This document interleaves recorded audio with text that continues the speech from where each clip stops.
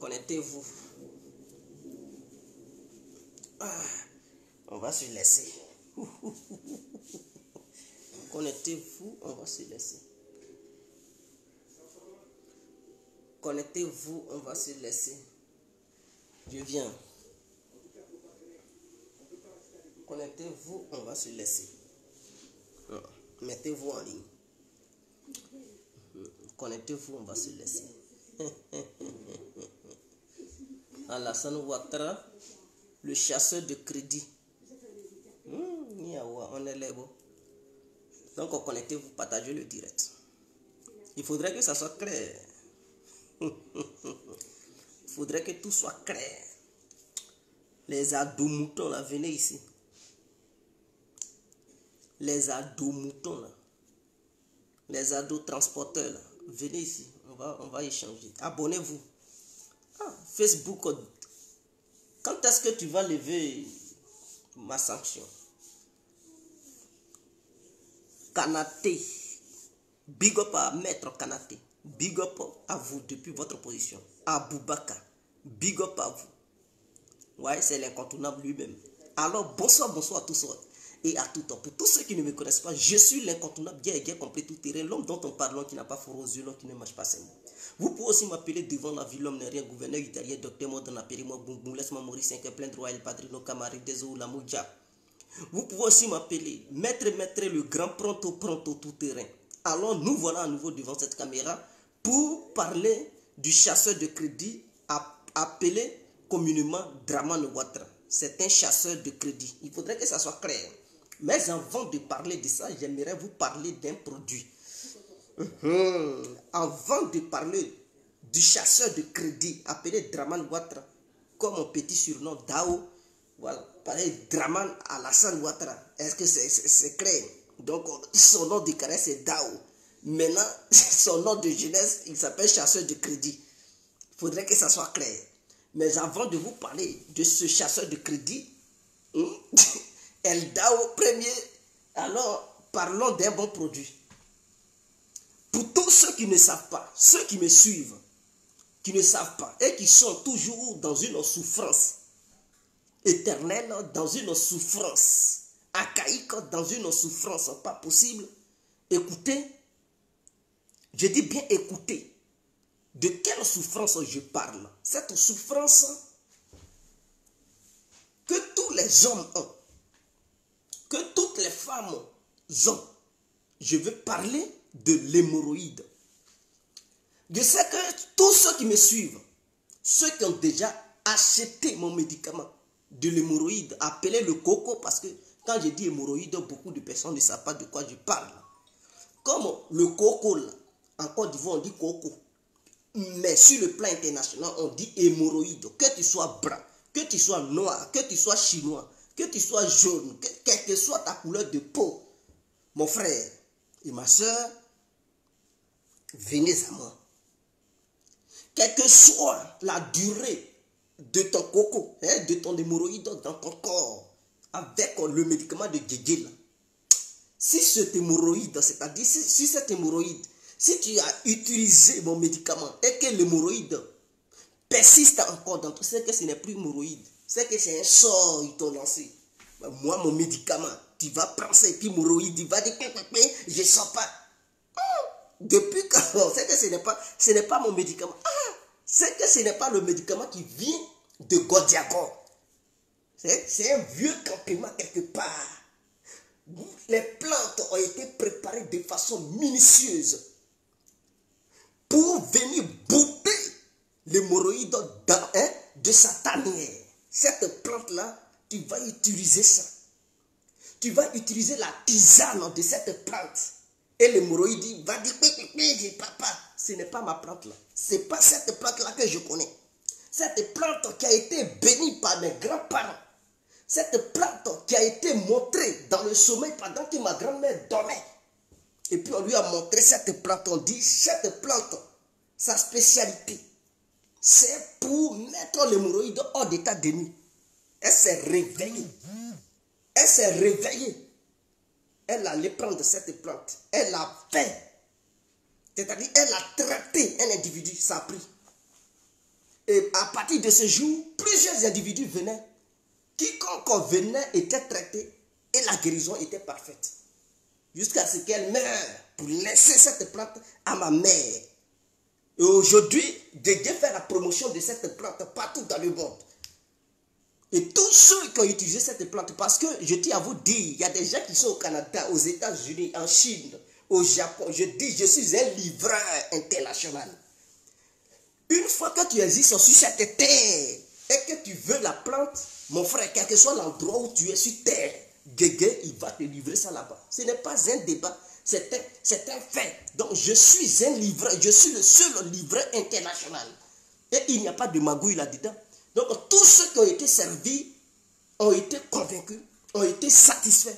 Et ils ont la joie au cœur. Il faudrait que ça soit clair. Donc si tu as le coco, c'est-à-dire l'hémorroïde qui te fatigue, là, mon frère, viens. Il y a d'autres qui hésitent à l'hôpital. Si vous partez là-bas, il n'y a pas de médicament d'hémorroïde là-bas. Ils vont vous donner suppositoire. Tu as mis suppositoire. Mon frère, tu es maintenant PD. Tu vas te foutre les choses dans l'anus. Tu cherches quoi même? Même aussi la chair seule. Il ne faut pas foutre des trucs, des pilules dans...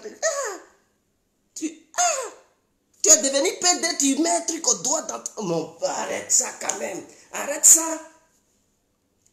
Pour moi, là, tu n'as pas besoin de bricoler ton anus et puis tu es guéri. Tu ne bricoles pas l'anus et puis tu es guéri. La guérison est parfaite, est propre. Pourquoi tu t'en vas te bricoler l'anus avec des suppositoires? Parce qu'ils t'ont dit suppositoire. Ça, là, c'est pour calmer la douleur, ça ne va pas te soigner. Médicaments modernes, eux-mêmes, ils n'ont pas de médicaments. Quand la douleur, tu ressens la douleur parce que Coco, là, ça fait saigner. Pour s'asseoir même, là, c'est tout un problème. On dirait un nouveau-né qui apprend à s'asseoir, ça fait mal.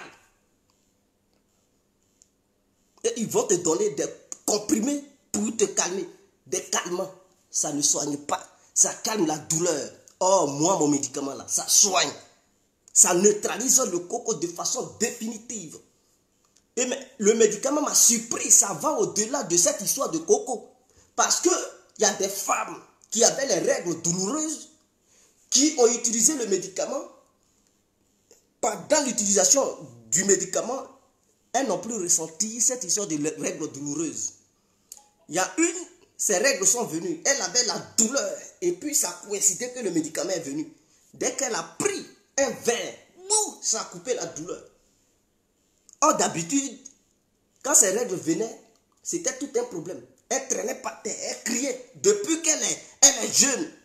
Mais quand mon médicament est arrivé là, c'est ce jour-là qu'elle a vécu avec ses règles sans douleur.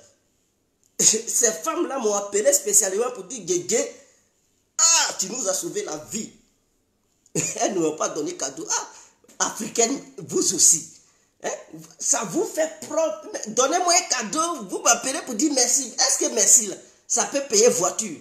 Donnez-moi au moins un cadeau, même si tu as payé. Je sais que ce n'est pas gratuit, mais tu sais que ça t'a enlevé dans un problème qui était archaïque. Un problème que tu as vécu. Tu étais dedans, ça fait 20 ans, 30 ans, 40 ans. Ça vient de te sauver là. Petit, tu ne peux même pas acheter une voiture pour dire Guégué, tiens. Il y a des gens qui ont vécu un coco 30 ans, 20 ans. Guégué t'a soigné là. Tu ne peux pas acheter une voiture pour dire Guégué, tiens. On a vu ça. Quand ce sont les féticheurs là, vous payez les grosses caisses, ou bien les pasteurs, vous leur donnez. Guégué, il te donne. Tu es allé chez médecin fatigué. Tu n'as pas eu soin là-bas. Tu as vécu ta maladie là pendant longtemps. Tu es tombé sur l'incontournable. Docteur Mondon, s'il vous plaît. Il t'a soigné. En retour là, tu es satisfait. Tu es heureux. Tu te sens maintenant homme. Mais paye une voiture, tu as donné à Guégué, ça fait quoi? Ça fait quoi? Une voiture, c'est quoi même? Paye. Il y a des gens, ils donnent maison même à leur pasteur. Il y a des gens, même leur marabout, ils donnent. Moi, je ne suis pas marabout, mais je t'ai soigné là. Ce n'est pas une obligation, mais vous pouvez faire un petit geste. Voilà. Donc, c'est de ça que je parle.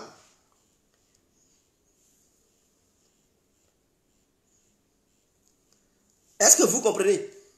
Maintenant, en dehors de ça, là, j'aimerais informer tous ceux qui me suivent et tous ceux qui regardent mes vidéos.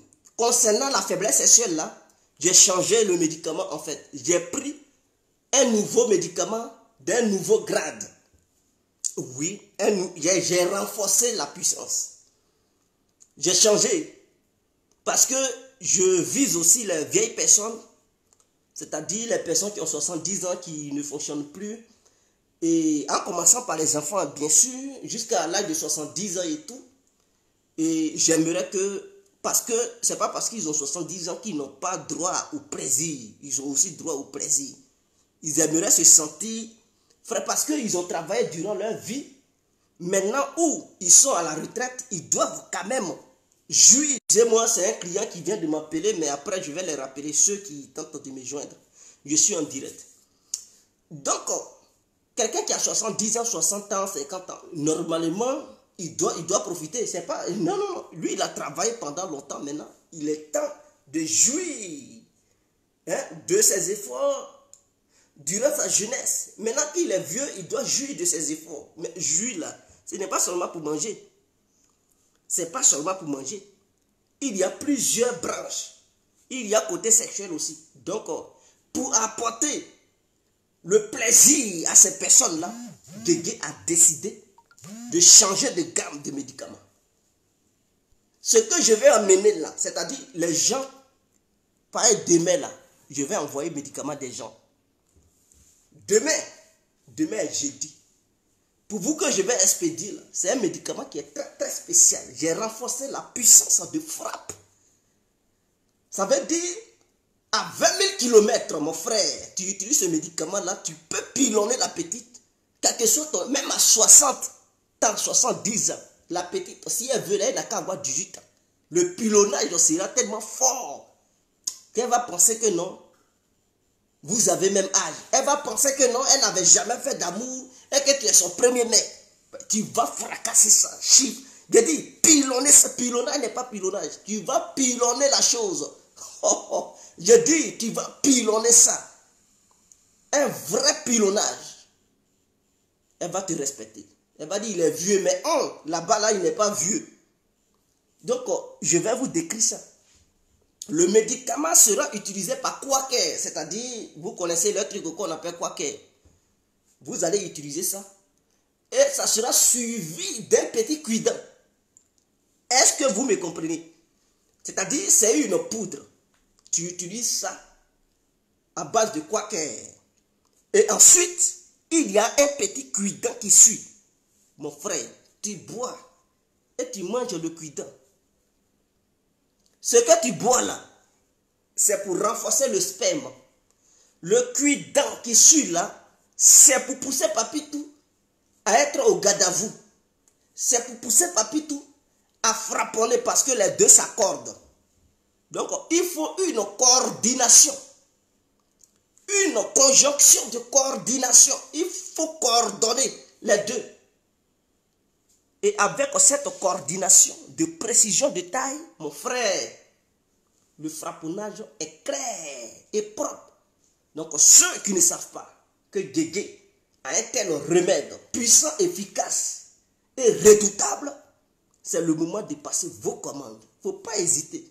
Il faut passer ta commande. Mais le prix que je vais te dire là, mon frère, il ne faut même pas regarder le prix. Ma soeur, ne regarde même pas le prix. Regarde plutôt ce que ça va te faire. Maintenant, les femmes, il y a d'autres femmes qui disent, est-ce qu'on peut goûter pour faiblesse sexuelle? Ma soeur, si tu prends ça là, ton mari ne va pas dormir parce que ça va te pousser à vouloir faire l'amour. Peut-être même ça va le dégoûter, il va dire, mais il va fuir la maison. Parce que ça va t'exciter. Ça va te pousser à être excité. S'il te donne un coup, ça ne va pas te suffire. Tu vas vouloir même faire au moins 11 coups la même nuit là. Est-ce que le monsieur il peut tenir? Donc voilà pourquoi cette histoire de faiblesse sexuelle, je ne donne pas ça aux femmes. À moins que cette femme, elle a déjà perdu le goût du sexe. Et qu'elle veut goûter à nouveau le sexe, en ce moment-là, elle peut demander pour la faiblesse sexuelle. Ça lui permet d'avoir encore ses hormones, les sensations, l'oblige à être pilonné comme il se doit par son copain ou par son mari. Alors, mais il faudrait qu'elle le sache. elle va se faire pilonner au moins 11 fois. Et si le monsieur ne peut pas, elle sera dans l'obligation d'aller tromper le monsieur avec d'autres personnes. Parce que ça sera tellement intense. Si le monsieur ne peut pas remplir les conditions, madame sera dans l'obligation d'aller ailleurs. Voilà pourquoi je ne donne pas ça aux femmes. Et que je donne ça aux hommes. Parce que c'est dédié aux hommes. Est-ce que vous comprenez? Voilà pourquoi d'autres femmes me demandent, est-ce que tu n'as pas ça? Je dis, je ne peux pas donner ça parce que ça c'est pour tromper monsieur qui arrive. Je te donne ça, ça va t'exciter, monsieur, il va être fatigué, comme on le dit encore, il va être waro. Tu vas dire, ah, j'en ai besoin, c'est pour aller sortir pour faire des dégâts au dehors. Donc je ne peux pas être à la base hein, de séparation entre deux personnes qui s'aiment et qui se sont aimées. Pour ne pas que demain on dise, ah Guégué, tu m'as séparé de ma femme. Ou bien tu m'as séparé de mon mari. Voilà pourquoi Guégué il fait très attention. Donc pour toute personne qui aimerait bel et bien passer hein, une commande auprès de l'incontournable, Guégué complet tout terrain, l'homme dont on parle, alors voici les deux numéros que j'aimerais vous communiquer ce soir. 0032 s'il vous plaît. Je répète, 0032 46 52 54 128. Ce numéro-là, vous l'enregistrez dans votre téléphone et vous verrez le WhatsApp, je dis WhatsApp de l'incontournable bien complet. Et vous m'écrivez un petit texto pour dire, Guégué, je suis intéressé. Tu as parlé de 2 médicaments. Celui-ci m'intéresse. Ça coûte combien? Comment on peut s'en nous procurer? En ce moment-là, Guégué te donne les détails et tu fais ce qu'il te demande. En retour, tu as ton médicament. N'hésite pas. Il ne faut pas poser assez de questions. Il ne faut pas avoir peur. Non, c'est Guégué qui te parle. Je ne suis pas quelqu'un qui fait des bêtises. Non. Ce que je te dis, tu fais et puis tu vas recevoir ton colis. Sans souci. Alors, le second numéro est le suivant. 0033, s'il vous plaît. Je répète, 0033, s'il vous plaît. 7 53 02 44 64. Enregistrez-moi ce numéro dans votre téléphone. Vous verrez le WhatsApp de Guégué. Envoyez un petit texto à Guégué pour dire Guégué, j'en ai besoin. Et vous allez parler des détails. En retour, vous allez obtenir pour vous. Ne vous inquiétez pas. Alors, voilà Morifingo connaît. Quand il dit Guégué, tu es un champion, on ne parle plus trop, mais peut-être son commentaire veut tout dire. Voilà. Donc, quand quelqu'un dit Guégué, tu es un champion, ce qui veut dire le nom, voilà. Osato le parrain.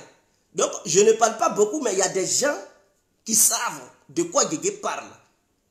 Je dis bien. Pour ceux qui sont dans les hésitations, est-ce que c'est vrai? Laissez ça. Je dis bien, il y a des gens qui savent de quoi je parle. Quand le médicament que je détiens là, ce n'est pas n'importe qui a ça. Hein. Les gens vous diront qu'ils ont des médicaments, mais c'est des conneries qu'ils vont vous vendre. Mais pour Guégué là, ça fait la différence totale. Et ce que je vous vends là, ce n'est pas à tôter, c'est loin d'être à tôter. Ce sont des vrais médicaments qui soignent le mal pour toujours. Voilà. Donc ça n'a rien à voir avec à tôter que vous voyez là. Et puis vos médicaments de coco bizarres que les gens vous vendent là, ça n'a rien à voir avec ça. Pour moi là, 3 jours de traitement, ton coco est fini. Je dis bien mon médicament de coco là. 3 jours de traitement, on ne parle plus de coco dans ta vie. Avez-vous déjà vu un médicament africain si puissant? Tu as te soigner 3 jours et puis il n'y a plus de truc comme maladie. Il n'y a que le mien là, qui fait ça.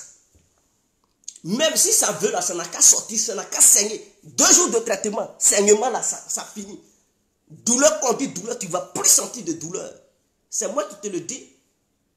Donc, il y a médicament et puis il y a médicament. Il y a fer et puis il y a fer. Il y a linos et puis il y a linos. C'est ça on dit, il y a bandit et puis il y a bandit. Il y a brave et puis il y a brave. Il y a patron et puis il y a patron. Il y a milliardaire et puis il y a milliardaire. Il y a intelligence et puis il y a intelligence. Il faudrait que ça soit clair. Donc c'est un médicament qui coupe au médicament. Le miel là. Mon frère, quand je fais à Talakou, les gens pensent que non, Guégué, il parle beaucoup. Mais il faut essayer pour voir. C'est-à-dire, si tu n'as jamais été dans un village et qu'on te parle du village, tu vas minimiser le village. Mais quand tes deux yeux voient ce village, c'est là, tu es convaincu que, ce qu'on t'avait dit là, c'était vrai. Donc, maître Morifing, big up à vous. Morifing, là, il n'est pas bêté, hein, ce n'est pas un bêté. Quand vous voyez Morifing Koné, là, ce n'est pas un bêté. Voilà.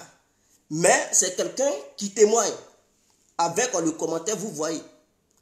Ozato le paraît, ce n'est pas aussi un bêté. C'est quelqu'un qui témoigne. Est-ce que vous comprenez? Nous sommes tous africains. Et je sais de quoi je vous parle. Alors, donc parlons maintenant du chasseur de crédit. Alassane Ouattara est un chasseur de crédit. Ouais, Alassane Ouattara est un chasseur de crédit. Mais avant ça, j'aimerais vous dire quelque chose.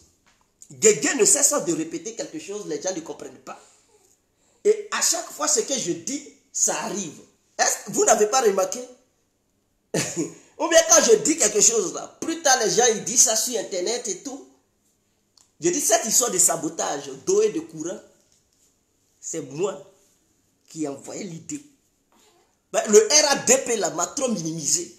Le RADP là, c'est-à-dire il y a des gens, tu es avec eux, ils pensent que non. Oh pourtant je donnais des idées aux gens du RADP. Campagne qu'on a battue ici là. Combien d'idées je n'ai pas donné? Qu'on se rassemblait. Parce qu'on se voyait à huis clos. Chacun proposait ses idées. Guégué a donné plusieurs idées. Guégué a proposé des choses. Pendant ce temps, ceux-mêmes qui ne venaient pas aux différentes réunions, nous on finit de proposer des idées. Et puis on leur envoyait ce qu'ils devraient dire. La feuille de route à suivre. Et puis eux, tout simplement, ils viennent, ils font des vidéos, ils parlent parce qu'ils sont beaucoup suivis. Mais pour qui ils parlent là? Pour que les gens les suivent là? Quels sont ceux qui donnaient les idées? À huis clos. Nous, on était dans les bois sacrés, on donnait des idées, on proposait des idées. Mais en retour, on n'a rien eu. Nous ont donné quoi? C'est ceux qui reçoivent les idées déjà préparées là. De la manière on dit dictées préparées là. Et puis on leur donne, on dit il faut parler. C'est ceux qui parlaient là. C'est à ceux-là, ils ont donné l'argent. Et nous les autres, ils nous ont minimisés. J'ai dit il n'y a pas de drap, il n'y a pas de souci. Moi là, je quitte le RADP. Les idées que j'ai données pendant que j'étais au sein du RADP, je vais donner ces idées-là pour aller contre le RADP. Et c'est moi qui ai proposé cette histoire de boycott d'électricité et puis l'eau. Parce que je sais que le peuple ivoirien, l'ivoirien qui est là, tant que lui-même, il n'est pas touché de façon directe, tu vas beau lui parler, il va dire, ah nous, vous pensez qu'on est dans la politique en 99 ou bien 2000, la Côte d'Ivoire a changé, la Côte d'Ivoire a changé. J'ai dit, ok, si la Côte d'Ivoire a changé, c'est parce que cela ne vous a pas encore touché de façon directe. Voilà pourquoi vous avez la grande gueule pour dire la Côte d'Ivoire a changé. Mais il y a des facteurs que ça peut toucher. Vous allez, cette chanson de Côte d'Ivoire a changé là, ça va quitter dans vos bouches. Il faut frapper le courant.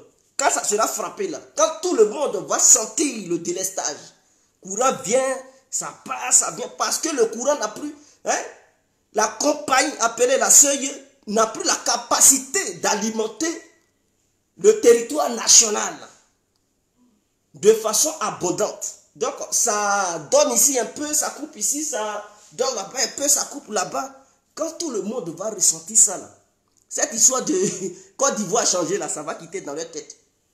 Ils ne vont plus chanter cette chanson, ils vont chanter autre chanson. Quand l'eau va être touchée là, et puis ils ne vont plus avoir l'eau potable pour nourrir leurs enfants, parce que quand tu mets un enfant au monde, il faudrait qu'il boive une bonne eau quand même. Hein? Ce n'est pas l'eau de pluie qui est remplie de saleté, ou bien l'eau de pluie qui est rouge, tu vas prendre pour donner à ton enfant. C'est que c'est maladie, tu lui donnes. Il faut l'eau potable. Parce que ce n'est pas tout le monde qui peut avoir l'argent pour aller payer à Wagui dans une boutique ou dans un supermarché. Et donc, quand ces secteurs seront touchés là, ils vont se sentir concernés directement. Ils ne vont plus dire Côte d'Ivoire a changé. Ils vont dire qu'est-ce qui se passe? Le secteur pétrolier, quand ça va être touché, là, les taximans, là, ils vont se sentir concernés. Et ils vont changer. Est-ce que vous comprenez? Est-ce que vous qui êtes en Côte d'Ivoire, là, le prix du carburant n'a pas augmenté? Je vous pose la question. Je dis, vous qui êtes en Côte d'Ivoire, là, ils n'ont pas augmenté l'essence. Ça vient. Je vous ai dit, d'ici, je dis bien, d'ici, ils vont dire fin du mois de juin, là, l'essence va manquer en Côte d'Ivoire.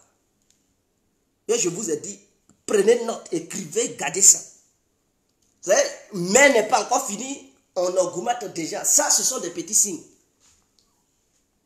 Mais côté électricité et puis l'eau, là, ça va s'empirer.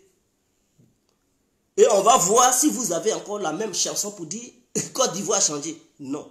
D'ailleurs, les abobolais commencent à se plaindre. Ils disent plus Côte d'Ivoire a changé, hein? Côte d'Ivoire, parce qu'ils sont concernés directement. Ils voient leur vie menacée. Ils voient leurs activités menacées. Ils ne vont plus attacher à Wadji. Il y a de l'eau glacée aux différents. Ils ne vont plus attacher ça. Si l'eau ne vient pas dans le robinet, tu vas attacher quoi? L'eau depuis, non, qui va acheter?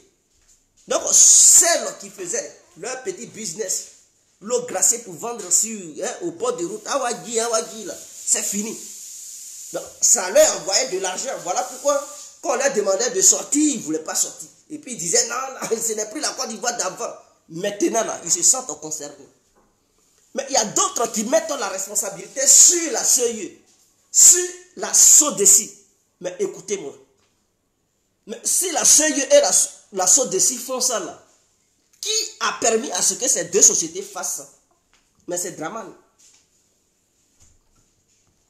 Qui a privatisé ces deux sociétés? Qui les a vendues? Mais c'est Dramane Ouattara. Quand il était Premier ministre en Côte d'Ivoire, la SODECI, c'était une société nationale ivoirienne. La CEE, c'était une société nationale ivoirienne. Mais c'est Alassane Ouattara qui a vendu ça aux Blancs et aux Français. C'est lui qui a vendu ça aux Français. Donc si aujourd'hui, ces deux sociétés ne sont plus dans nos mains, là, c'est Ouattara qui a vendu ça. Même la compagnie aérienne de transport, là, Ouattara avait vendu ça aux Français. Donc vous comprenez, aujourd'hui, si les gens souffrent d'eau et de courant, ne vous prenez pas truc à la France ou bien à la SODECI direct. Non, c'est Ouattara, c'est Dramane Ouattara qui est le responsable. C'est lui qui a vendu ça. Il n'est pas dit l'économiste. Donc pour lui, là, pour être un bon économiste, il faut vendre les sociétés aux étrangers. Et puis il faut dépouiller la Côte d'Ivoire de ses biens. Mais il ne sait pas que dans un pays, si le pays n'est pas industrialisé, le pays ne peut pas s'en sortir. L'exemple est palpable. La France qui manque d'une très bonne industrialisation en Europe, ici en Europe, la France ne peut pas concurrencer avec l'Allemagne parce que l'Allemagne est un pays industrialisé. Quand on dit industrialisé, il faut avoir ses propres sociétés que l'État lui-même, c'est-à-dire le pays lui-même, il contrôle. Des usines que le pays lui-même il contrôle, ces usines-là ne peuvent pas appartenir à des sociétés étrangères ou bien à des personnalités d'une autre nationalité. Mais il faudrait que ces usines-là soient pour l'État. Donc l'Allemagne, par exemple, a ses usines de trucs de fabrication de véhicules. Vous partez Volkswagen, il y a trucs Audi, il y a BMW, il y a toutes sortes de trucs de véhicules que l'Allemagne fabrique. Donc l'Allemagne vend ses véhicules à travers le monde entier. Et ces usines sont implantées partout dans le monde. Et ça envoie beaucoup d'argent à l'Allemagne. Ces usines sont implantées aux États-Unis, en Chine, en Allemagne même, et partout dans le monde. Donc c'est une force économique que l'Allemagne a. Or la France n'a pas cette puissance.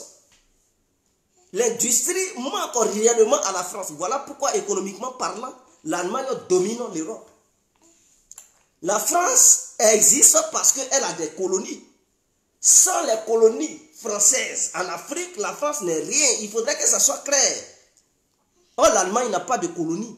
Mais l'Allemagne est la première puissance européenne. Est-ce que vous comprenez? Donc, Alassane Ouattara, là, quand il fait sa politique, il doit comprendre que l'industrie permet à un pays, à une nation, d'être riche. Ce n'est pas en endettant le pays qu'on devient riche. Parce que Ouattara, ce qu'il fait là, c'est du n'importe quoi. Il est chasseur de crédit. Depuis qu'il est au pouvoir, il ne fait que pour chasser les crédits. FMI, ceci, toujours c'est lui qui parle de prêt. De prêt. Il ne parle jamais de dire, ah, la Côte d'Ivoire a prêté de l'argent à un tel pays pour que le pays puisse rembourser à la Côte d'Ivoire un tel nombre de pourcentage. C'est toujours la Côte d'Ivoire qui court derrière crédit, crédit, crédit. Mais ces crédits-là, il fait quoi avec? Il va dire non, on fait route, on fait pont. Mais imaginons qu'un jour, la Côte d'Ivoire n'a pas l'argent pour rembourser ça à ces sociétés-là, à ces pays. On dit à ces sociétés qui sont venues faire ces ponts et tout. Mais quand les sociétés vont débarquer là-bas, vont dire, bon, comme vous n'avez pas d'argent pour payer, ces routes-là nous appartiennent. On met péage. Donc tous les Ivoiriens qui vont circuler sur ces voies-là, ils vont payer. Ils vont payer. Et l'argent là, ça ne va pas aller dans les caisses de l'État ivoirien. Mais ça va directement dans les caisses des États étrangers. Et donc, non seulement, ils vont nous dépouiller, ils vont encaisser le peuple ivoirien qui a du mal à trouver du boulot. Mais le peu d'argent que le peuple a, ils vont encaisser ça pour prendre ça, pour emmener ça, voyager avec l'argent. Et nous, on va se retrouver dans la pauvreté. Voilà ce que Ouattara est en train de tracer. Est-ce que vous comprenez? Donc, tout ce qu'il fait là, on ne peut pas prendre crédit pour développer un pays. Ce n'est pas comme ça que ça fonctionne. On développe un pays avec ses propres ressources. Depuis qu'il prend, si on prenait crédit pour développer un pays, pour que le pays soit fort économiquement, là, Alassane Ouattara n'allait pas courir derrière cette histoire d'argent. Parce que quand les journaux publient pour dire non, il a raclé au moins 500 milliards en France. Ah, 500 milliards. Il a raclé ça dans la main de l'État français.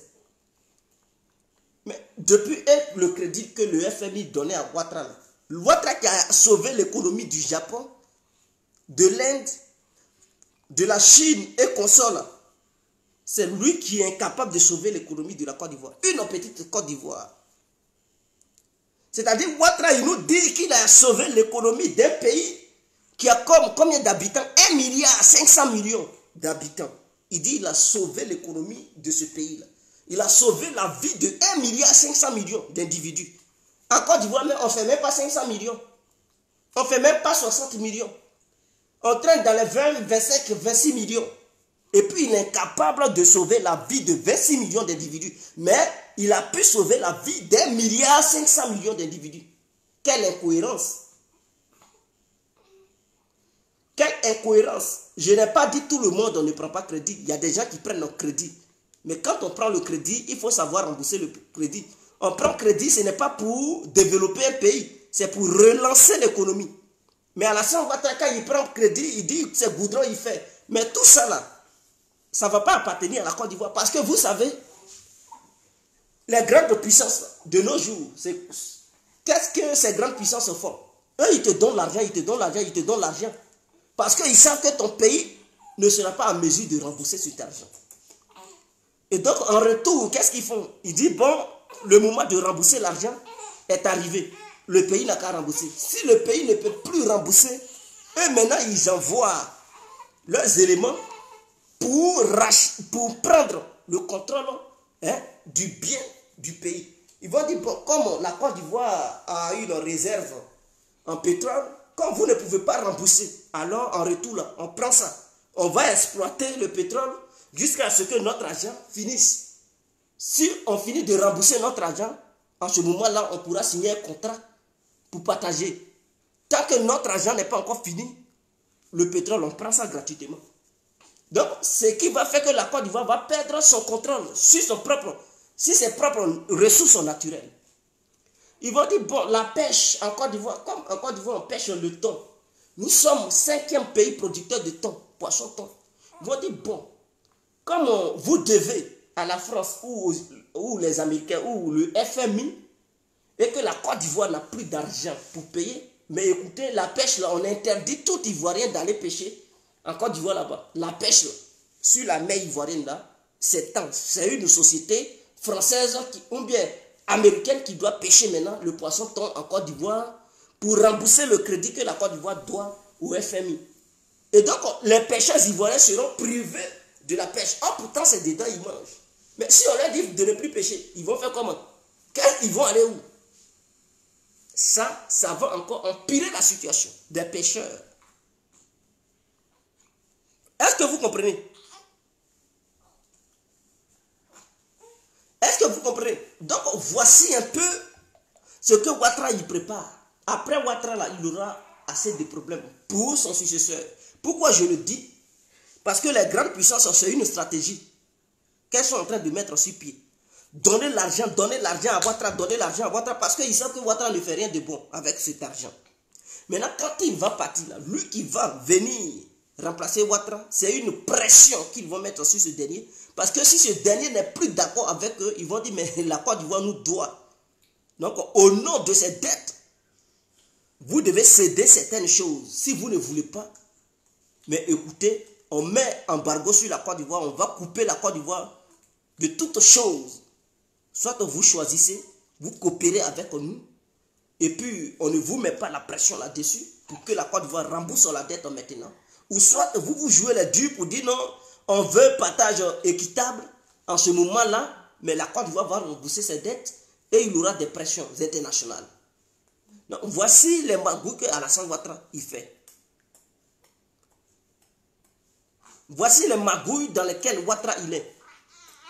Les adomoutons là, s'ils étaient un peu intelligents, ils allaient dire, mais Ouattara dit, il est un stratège, économiste. Mais comment se fait-il que depuis 2011 qu'il a pris le pouvoir, nous sommes en 2021, l'argent qu'on lui donne là, comment est-ce qu'il fait et puis il ne multiplie pas l'argent? Et puis toujours c'est lui qui court derrière l'argent, c'est lui qui s'en va prendre crédit. Mais crédit qu'on lui donne, est-ce que c'était pour bouffer l'argent ou bien relancer l'économie ivoirienne? Mais si l'économie ivoirienne était relancée, était lancée depuis là, Ouattara n'allait plus aller prendre crédit. C'est-à-dire c'est comme un être humain, il dit, ah, donnez-moi de l'argent, prêtez-moi de l'argent, je vais investir pour devenir quelqu'un. On te donne l'argent, tu investis et tu cours toujours derrière l'argent parce que ton investissement ne t'apporte rien. Toujours tu dis non, tu es en faillite, tu as besoin d'argent, c'est que tu as un problème, tu amènes l'argent là où? Tu mets ça où? Tu mets ça dans bière, tu mets ça dans femme, tu mets ça où? Parce qu'on ne peut pas te donner l'argent à chaque moment. Et puis à chaque fois tu dis non, il n'y a plus d'argent, tu grattes la tête, tu cours, tu t'en vas demander crédit. C'est que tu n'es pas un bon gérant. C'est comme les Dougoutiki là. Ouattara c'est un gérant. Ouattara il est la même chose comme Dougoutiki. Où on lui donne l'argent, on dit va faire une ferme. Dans la ferme, il s'en va, il met ça derrière femme et puis il s'en va demander encore l'argent. Or quelqu'un qui est un bon stratège, quelqu'un qui est intelligent, on lui donne une fois. Et c'est une fois là, il multiplie l'argent. Et c'est lui maintenant qui peut prêter de l'argent aux gens. Donc Ouattara, s'il était un bon économiste, il n'allait plus jamais courir derrière l'argent des Européens, ou bien du FMI ou de la France. C'est la France qui allait courir derrière l'argent de la Côte d'Ivoire parce qu'il allait su-investir dans notre pays et multiplier l'argent que le FMI lui avait donné. On lui donne des milliards. Il n'y a pas longtemps, on dit le FMI a donné 1000 milliards à Datsan. Ah ouais, c'est un patron. 1000 milliards, c'est fini. Il a mis ça où? Il court encore 500 milliards. Demain, là, vous allez voir. Il va dire encore que c'est fini. Il va aller demander encore crédit. Il met ça où? Ou bien il détourne l'argent. Donc, voici un peu le vrai problème. Donc, Ouattara n'est pas un économiste. Il ne connaît pas les économies africaines. C'est ça le problème. Il choisit des technocrates qui n'ont pas été proches de l'Afrique. Des gens qui ont travaillé dans des grandes instituts. Ils pensent que c'est pareil. Non, l'Afrique, c'est une autre réalité. Pour relever le défi de l'Afrique, il faut connaître le continent africain. Il faut connaître comment les Africains vivent, comment sont les réalités de l'Afrique avant de relever le défi. Mais si vous prenez des exemples sur les Européens qui sont là-bas, qui exercent des dictats sur vous, vous dites voici ce que vous devez faire, mais c'est ce que vous faites toujours et puis vous êtes en faillite. Mais changer de stratégie à un moment donné, c'est que vous appliquez là, et puis ça ne marche pas là. Il faut changer Mais vous êtes dedans, vous vous endettez, surendettez, vous courez derrière l'argent. Ouattara, il ne sait pas qu'un pays, là, pour qu'un pays soit fort, là, il faudrait que l'industrie soit forte. Ou bien aux États-Unis où il était là, les Américains, ils ne sont pas industrialisés. Ils savent bien que pour faire fonctionner un pays, là, il faut avoir une bonne industrie. Pourquoi ils n'industrialisent pas truc dans le pays? Pourquoi ils n'investissent pas dans ce domaine? Et puis, il est dans les futilités. Il détourne l'argent et ses copains. Ils font n'importe quoi, ils courent. Derrière l'argent, ils surendettent la Côte d'Ivoire. Hein? Il n'a qu'à industrialiser le pays et centraliser tout pour mieux contrôler. Pour que le pays soit en compétitivité avec les autres nations. Un pays industrialisé est un pays fort. C'est ce que le Maroc essaie de faire. Voilà pourquoi le Maroc commence à avoir une influence en Afrique. Ouattara, il ne peut pas faire ça. Il ne peut pas industrialiser. Même, il ne serait-ce qu'une petite, grande usine pour transformer le café ivoirien et le cacao ivoirien. Non, Ouattara ne peut pas. De la manière les paysans produisent le cacao, c'est comme ça, le cacao est dans des sacs de cacao et puis ils s'en vont, ils vendent ça. Vous savez, l'année 2020, là, sur le plan mondial, vous savez combien le cacao du monde entier, des pays producteurs de cacao, là, vous savez combien ça a généré? Ça a généré 123 milliards de revenus. Ça a eu 123 milliards. Or, dans les 123 milliards de dollars, je parle de dollars bien sûr, 123 milliards de dollars. Donc, imaginons combien de milliards en francs CFA ça fait. Or, dans ça, là, la Côte d'Ivoire a 42% dedans. Parce que la Côte d'Ivoire est le premier pays producteur de cacao au monde. Donc, dans les 123 milliards, là, la Côte d'Ivoire a 42% dedans.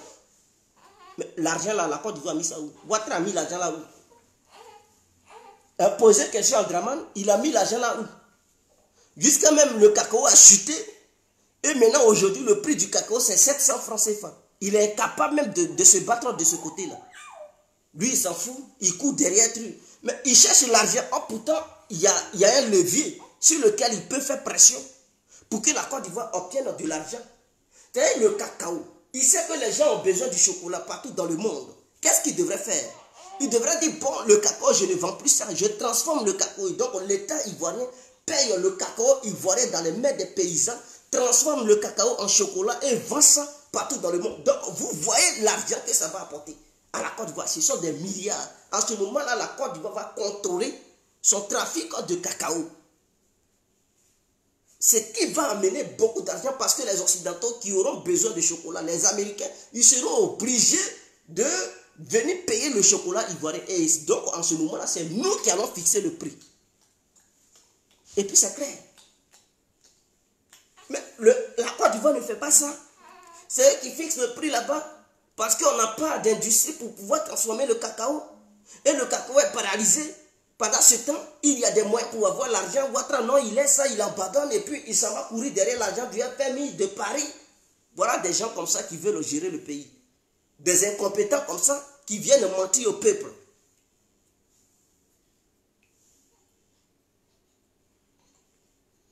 Il a installé plusieurs usines. Quelles sont ces conneries-là même? Quand Tebaka Mandela, il a installé plusieurs usines. Quelles sont ces conneries-là? Côte d'Ivoire n'est même pas industrialisée. Vous parlez d'usines. Usine de Libanais, là, c'est ce que vous appelez usine de Ouattara.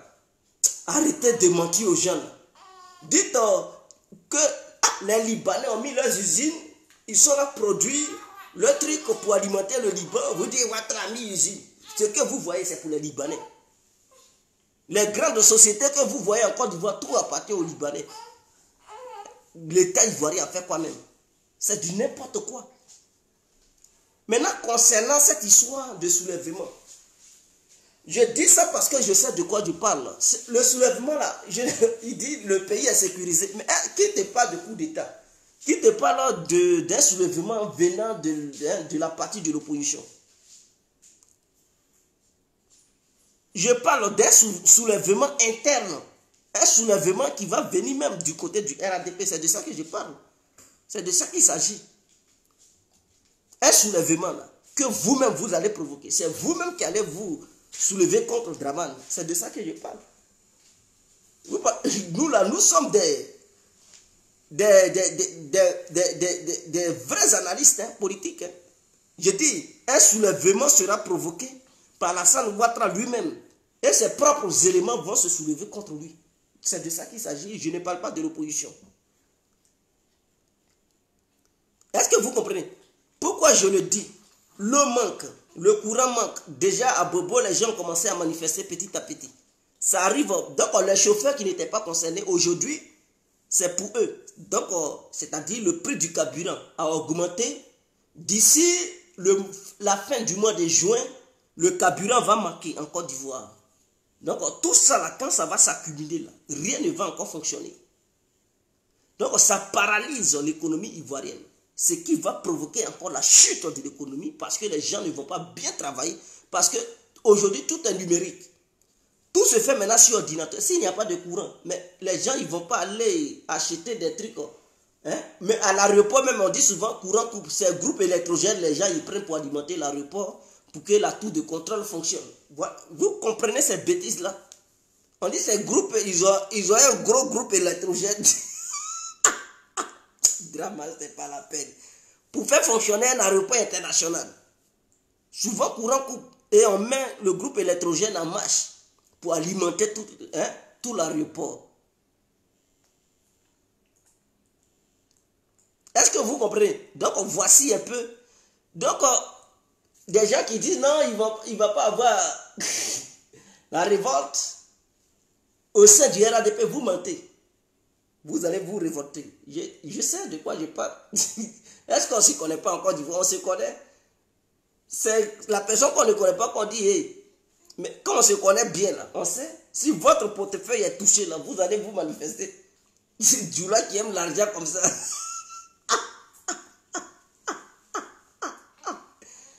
Quand le portefeuille du transport va être frappé, vous allez voir les syndicats, là, leurs yeux vont changer. Un syndicat qui n'a pas Moro depuis matin, vous pensez qu'il va encore aimer Ouattara? C'est dans ça qu'ils mangent. Quand il n'y aura plus de carburant, mais les syndicats vont chômer. Les petits apprentis, là, eux, ils vont faire comment pour manger? Oh, c'est eux-mêmes, là, les vrais voyous qui sont derrière la salle. Les petits apprentis de Baka qui... c'est ceux-là qui supportent Ouattara. Est-ce que vous comprenez? Donc, quand ils vont toucher leur portefeuille, quand il n'y aura plus de carburant, ils ne vont plus être balanceurs. Mais s'ils ne sont plus balanceurs, ils vont trouver l'argent de Café Noir où?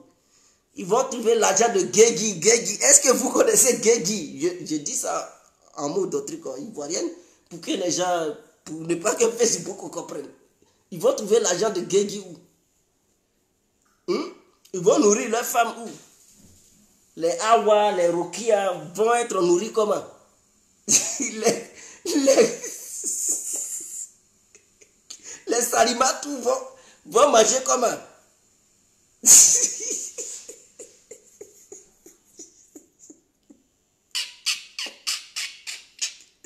C'est là, ils vont se révolter. Est-ce que vous comprenez? On connaît. Il y a d'autres, vous dites, vous êtes en Domouto et vous manifestez déjà. Ah, de baraté, yo. Baraté. Ouattara, attends, c'est qu'à dit. On veut faire entrepreneuriat.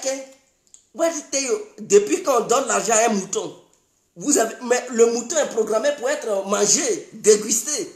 Vous dites, vous êtes en Domouto et vous cherchez encore l'argent pour entreprendre. Mais Ouattara a raison. Ouattara ne leur donne rien. Ce sont des petits moutons.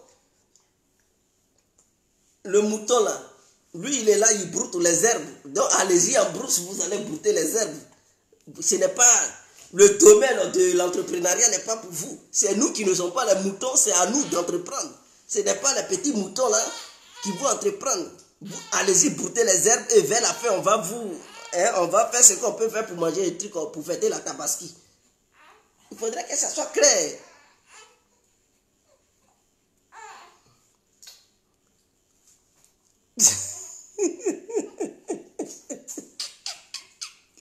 Donc voici un peu ce que je tenais à dire. Je pense que c'est clair.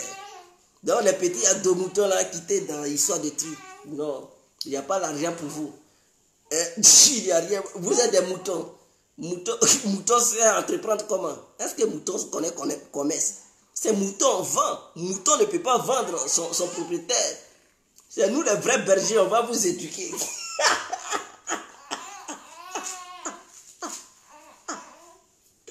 Vous savez, quand les béliers sont fâchés, ils se donnent les coups de tête. C'est ce qu'on fait. Vous-même là, vous allez vous donner les vrais coups de tête là-dedans. Gougou. Et pendant ce temps, on vous assiste.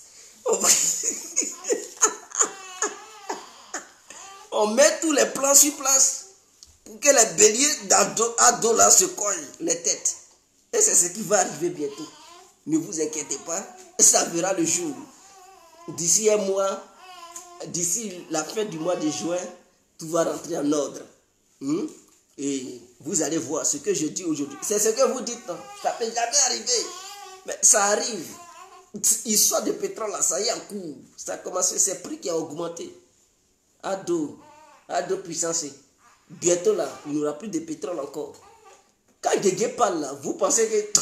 Je dis, les idées que je vous ai données dans l'opposition, pendant que j'étais chez vous, là, je vais donner les mêmes idées là à l'opposition. On va faire brouter les herbes. Ouattara lui-même, il n'est pas mouton, mais il va devenir mouton bientôt. Le berger là, on va le transformer en mouton. Il sera comme vous. Vous allez brouter ensemble les herbes.